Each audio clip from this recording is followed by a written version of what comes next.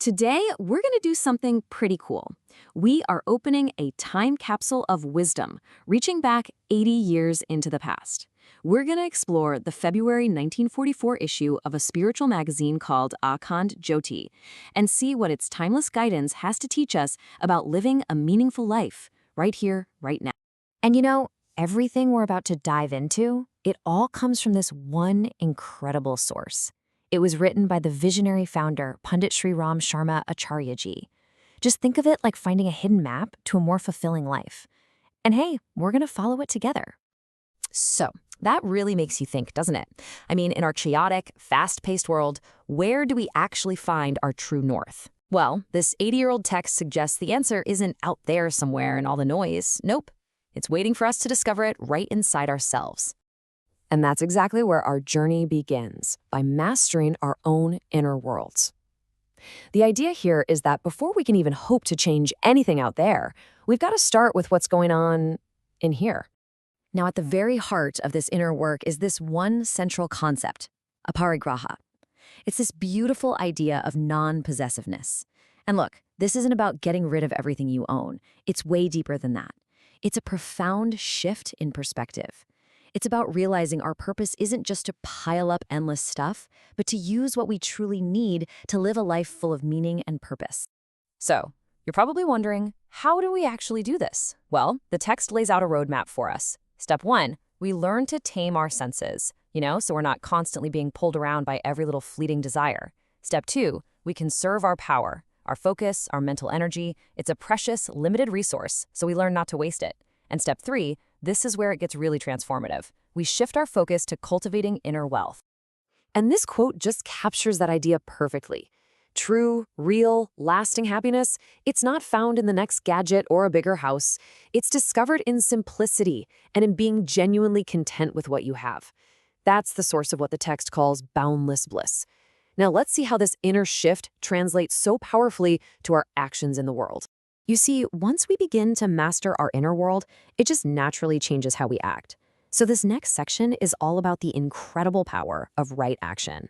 The magazine points out this huge clash in how we often see the world. The common approach is to take, to hoard, to make sure you've got enough for yourself. But the spiritual law presented here, it flips that completely upside down. It says the real path to abundance, to actually having enough, comes from selfless giving. Oh, I just love this quote. It's so simple, yet so profound. I mean, you can't harvest a crop you never planted, right? The universe, this text suggests, works on a give-first principle. And it's presented as an unbreakable, unchanging law.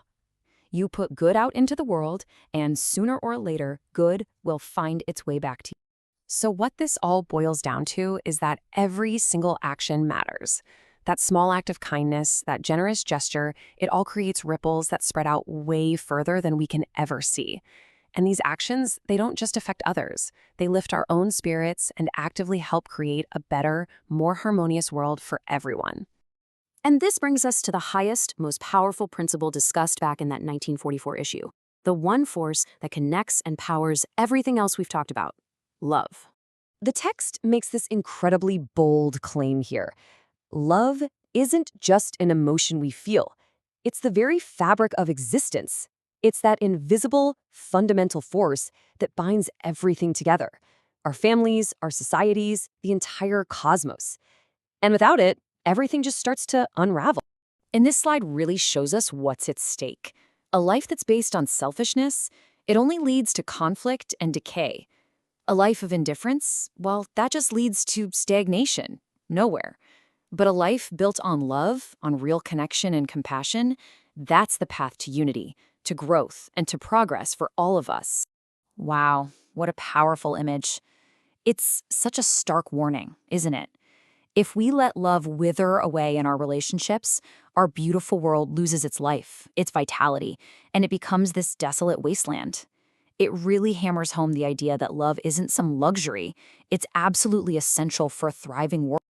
Okay, so we have covered a lot of ground, from inner mastery to selfless action and the cosmic force of love. Let's try to distill all of this timeless wisdom down into a few key takeaways you can hold on to. So here are the core principles we've uncovered. First, we have non-possessiveness, remembering that true freedom comes from wanting less. Then there's selfless action, the universal law of giving before you receive. Next, it's about conserving your precious energy for spiritual growth. And finally, recognizing universal love as the fundamental force that creates and sustains everything. But what does this actually look like in our day-to-day lives? Well, it's about living simply and finding real joy and contentment.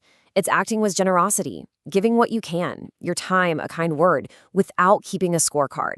It means practicing self-control over our impulses. And finally, it's about actively seeking that common thread of love that connects you to every single person and all of creation. So, after this journey into 80-year-old wisdom, we're left with this one question. Because, it's one thing to know these principles, but it's a completely different thing to actually live them. The real power is in what you do. So I'll leave you with this. Which one will you start with today?